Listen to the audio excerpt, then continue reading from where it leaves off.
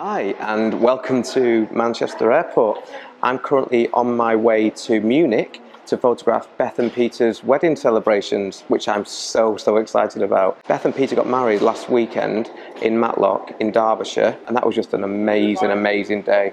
Beth's been a friend of mine now for probably about 10 years. We met through being wedding suppliers. Beth makes amazing wedding cakes, so we've been friends for quite a while now, and I always love photographing weddings for friends because it's just when you know someone, it just makes that little bit extra special. And Beth's wedding was everything I knew it would be. It was full of emotion, full of happiness, tears. Beth really wears her heart on her sleeve, so it was really good to photograph. So that was last weekend, and this weekend they are currently in Germany. I'm on my way now because they are having a party for Peter's friends and family, who many of whom live in Munich. So I'm really excited. I love things like this. Photographing weddings abroad is always really exciting. There are downsides, which is mainly the stress of everything, but the upsides are just amazing. You get to visit new places. It's always an adventure going away, and I thought I would take you with me, as it were, in like a vlog, the first of my sort of vlog style videos. So it's going to be very rough around the edges, I'm sure, but we'll see how we get on. And what I thought I'd do is, when I get to Munich, get to my hotel room, I'm going to talk you through my bag, because it's a question I often get asked, is what is in my camera bag. So I thought it'd be a bit of a twist on it. It's what's in my destination wedding photography camera bag. The bag that I use is this one, which is a Lowepro Pro Tactic 450 AW, to give it its posh name. But it's a really good bag because I can fit lots into it, and it's designed obviously to be hand luggage size. Such a good thing, and it's just at the limit, but it means I can take lots of things with me that I would need to do a good job at the wedding. So it's a really good bag that I definitely recommend. But as I say, when we get to Munich, I will talk you through what is in that bag and how I packed it and all the little bits and bobs. So hopefully I will see you in Munich.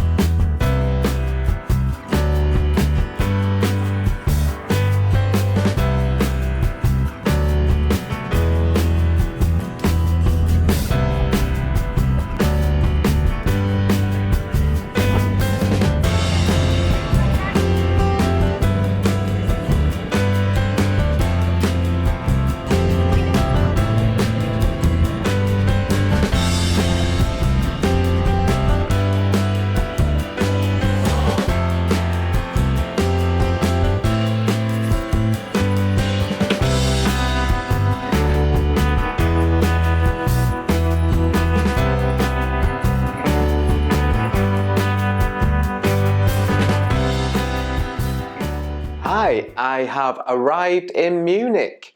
Had a really good flight, everything ran on time, so that was all good. And Beth and Peter were so nice. They came to collect me at the airport, and not only have they arranged my hotel, which is really nice, but they also this evening took them along with them to Peter's family's house, where we've just had a really lovely dinner. So that was a really nice little treat. They were so welcoming, so lovely, the family, and the food was amazing. So I've had a really nice night and a really good introduction to Germany.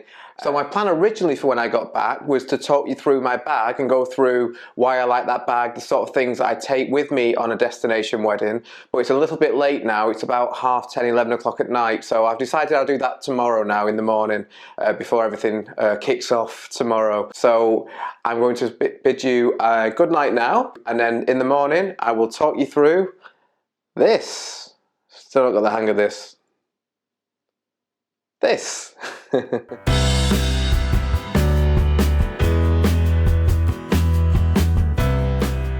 Morning. So I've had a really good sleep. I've just come back for a really nice walk around the town here. It's a place called Bergheim. It's very small and quite quiet, but very pretty. So I've had a nice walk. I have a couple of hours to go until everything starts for today, when I start photographing Beth and Peter's wedding celebrations, which I'm really excited about. But as I mentioned, and the whole idea of this video is I'm going to talk you through now my camera bag and what I bring to destination weddings, and why I bring what I do. So as I mentioned in the airport, this is my bag. It's the Pro Tactic 450 AW by Lowepro. It's a rucksack. I've always much preferred rucksacks just because they distribute the weight really well across your shoulders, as opposed to like a shoulder bag, which can just be really heavy on one side and be really uncomfortable, or a roller bag as well. Because one thing to bear in mind when you're doing destination weddings is you really, for obvious reasons, want to put as much as you can into your carry-on bag, into your hand luggage, because anything that's going in the hold has got the potential of being damaged. And if we talk about electronics and cameras, then you really don't want to put them in the hold, whatever you do. So you want the bag itself to be as light as it can be. And this bag, I'm not sure of the actual specifications, I will put a link in the description, but this bag does seem to be relatively light, and that's really helpful. Now, I flew with EasyJet when I came over to Munich, and they're brilliant because they don't have a weight restriction on hand luggage, which is a massive benefit, whereas other airlines do. Sometimes it can be like 10 kilograms, which is quite stingy, so you might struggle. So you want the bag itself to be as light as possible. That's another reason why I don't like roller bags. Even though they may be very secure, there's a bit more weight in them to begin with, and if you have got a restriction, then it can make it really tough to fit all your equipment in within that restriction. So I say this is the bag. It's really sturdy. It's got this top shell on it, which actually unzips in itself if you want quick access to a camera, which is a nice feature. Put that back in there. And there's one on the side as well, which does the same thing. So it's a really secure bag, as I say, very well made. I think it's water resistant, although don't quote me on that. So what I'm going to do is I'm just going to open it up now, and I'll go through every single thing which is in the bag and why I brought it. So it opens from the back, it's like this. So to start with, it holds a 15-inch, up to a 15-inch laptop. So I bring my MacBook for a couple of reasons, really. One, so I can just do some work, catch up on emails, and generally stay updated. But the most important thing is that I want to be able to download the files that I take and back them up. And I back them up onto this external hard drive, which is one of the LaCie rugged drives. These are really good. They can withstand, I've never actually proved this myself, but they apparently can withstand the drop. They're very sort of very rugged, hence the name. And I put them in this case as well, just for added security, because again, when you're shooting abroad, it's all about things just being secure. The main thing for me is when I photograph any wedding is I want to make backups of the files quickly. Now, if I was at home, I can do that across a few different drives and store them securely. Obviously, when you're abroad, it's not that easy. So when I'm leaving, I will have a copy of all the files on this hard drive, as well as across 2 separate memory cards. So both the cameras that I use, the Nikon D810 and the Sony A9, have 2 memory card slots. So I write raw files to both of those cards in both cameras. So when I'm leaving, I have copies of all the files on 2 separate memory cards and on this external drive, so 3 copies in total. Now, in terms of camera bodies, I have 2 in here. There's a Nikon D810, which is a camera that I've been using for years, the DSLR. I'm slowly at the moment moving over to Sony, but for now I still use Sony and Nikon, which isn't ideal, but it's fine for now. So Nikon D810 camera, Sony A9, which if you've seen my review of the A9, you'll know I absolutely love this camera. And this has the Samyang 35mm 1.4 lens attached, which is again a really nice lens. When I was looking at 35mm lenses for the Sony, the choice is basically between this one, the Samyang, and the Sony Distagon. Now this is half the price of the Sony, and the only downside to this lens that I can see against the Sony seems to be that this hasn't got weather sealing, although having said that, I have shot in the rain with it and it's been fine. So I have no regrets whatsoever about using this lens. It's been absolutely brilliant, and most of the photographs which I take at any wedding wedding, especially probably today where I'll be quite close, will be on this. So the A9 I just think is a beast of a camera, and this is my favourite lens on it. So this is a combination which I use for most of the day, the A9 and the 35mm. So I love that little combination. Also for the Sony, I have the Sony 85mm 1.8 lens, which again is a really nice lens, quite small, really focuses really well, and again cheaper than the alternative, but I do love the size of it. I think the 85mm for me has been more of a creative lens. So the 35mm is what I use for the majority of the time, but the 85 is brilliant for more creative shots, maybe shooting through things where you're trying to get a bit of bokeh in the foreground or background. So yeah, that's in there as well. With regards to my Nikon lenses, I have two with me. I have the 85, because what I'll probably do today is when I'm using two cameras at the same time, I'll tend to have the Sony A9 with the 35mm attached, and to complement that I have my Nikon with the 85mm lens attached, because 35 and 85 is my ideal combination. Also for the Nikon though, I have the Nikon 24mm. I love this lens as well. It's a great lens to have if you want just something a bit wider. I probably won't end up using it very much today, but again, just in case, I always have something like that, because with my Sony I've only got the 35 and 85 at the moment, so I don't have anything wider, whereas the Nikon 24mm just gives me that if I need to. So that's it in terms of cameras and lenses. In terms of speedlights, now a lot of the way that I work, especially in the evening, I use speedlights, obviously creative portraits, but also for speeches and for dancing, and anything where the ambient is quite low, that's when I bring out the speedlights. So I managed to bring 3 in this bag.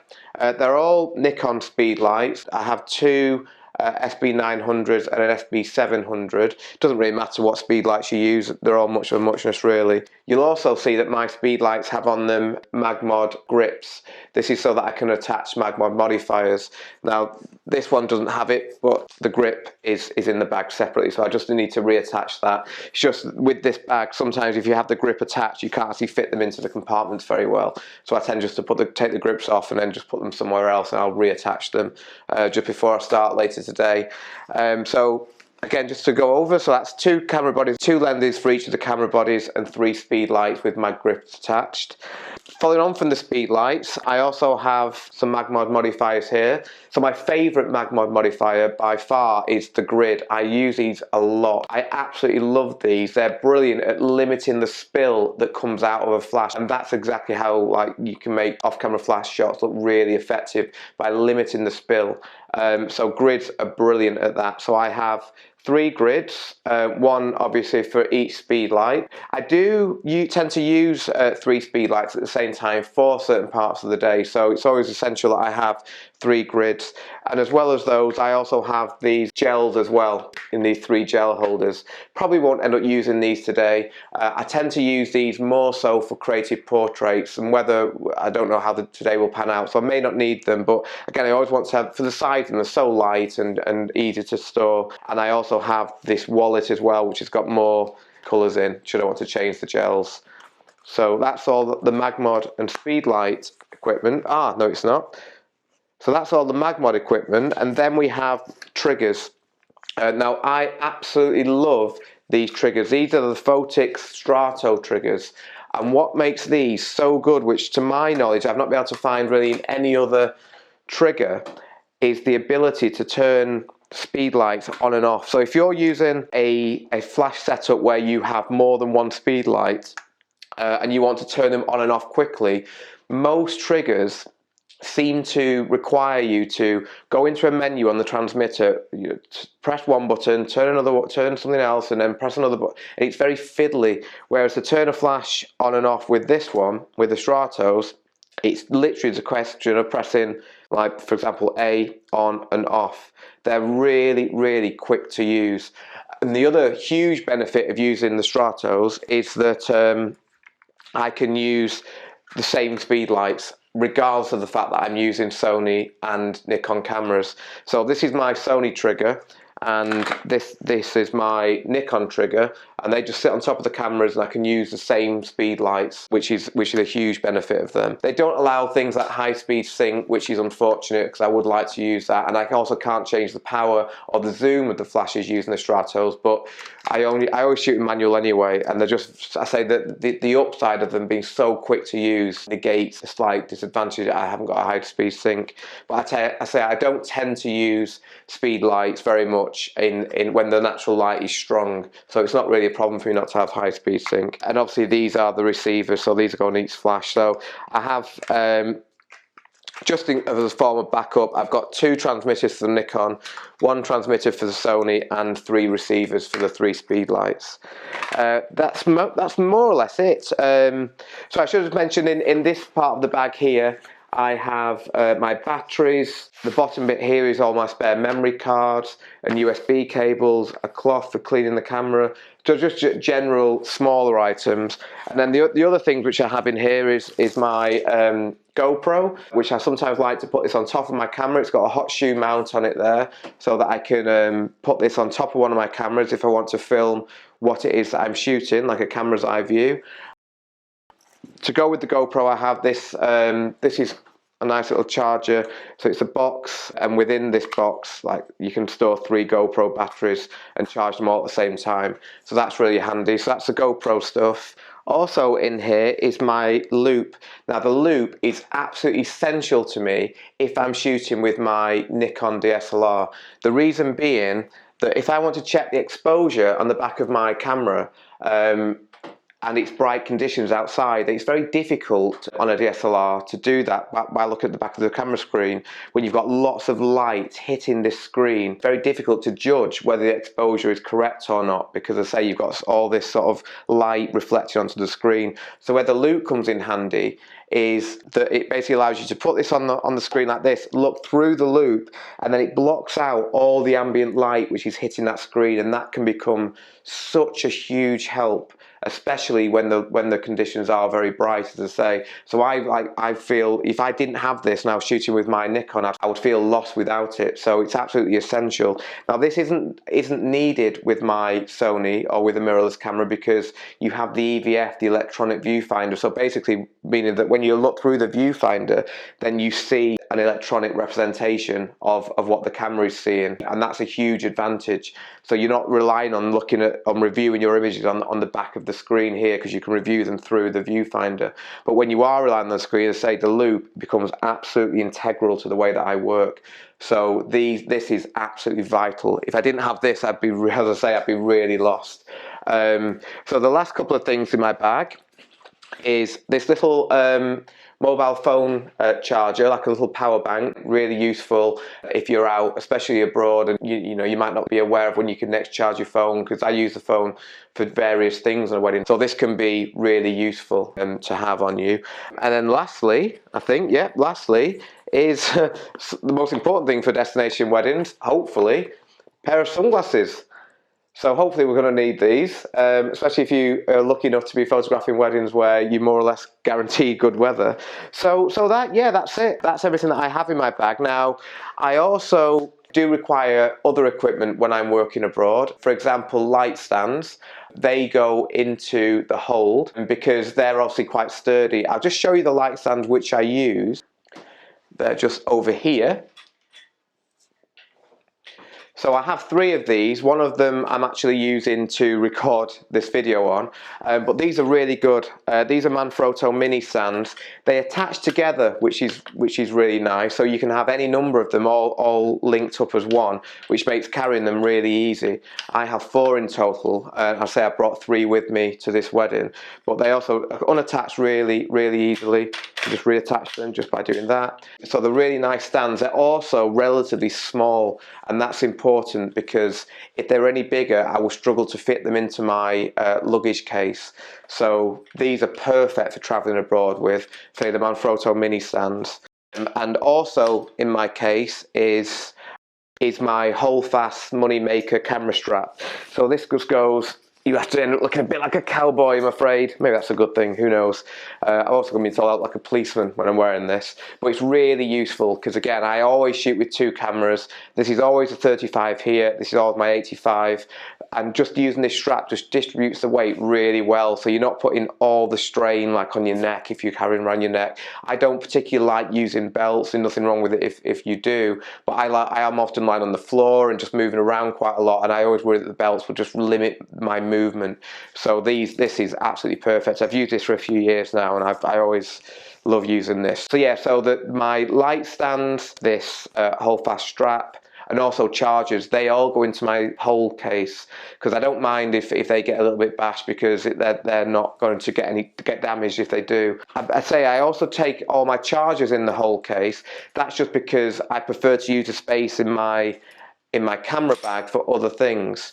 But I also, it's very important, because if I'm doing that when I arrive at a destination wedding, that everything is fully charged. If you haven't got everything charged and you do have your chargers separate, then you are running the risk, obviously, of something going wrong. So I say I always make sure everything's fully charged, and I do have the chargers more as a precaution than anything else. So I hope you found this video useful. There will be links to everything which I use and I've shown you today in the description of this video, and the link will take you to my Amazon shop, which lists, as I say, everything which I use, not just for destination weddings, but also at home as well. If you do use any of the links in my Amazon shop, it does help me out, which is obviously much appreciated, so thank you in advance if you do. So yeah, I hope you found this video useful. If you have any questions at all, please do ask them in the comments section.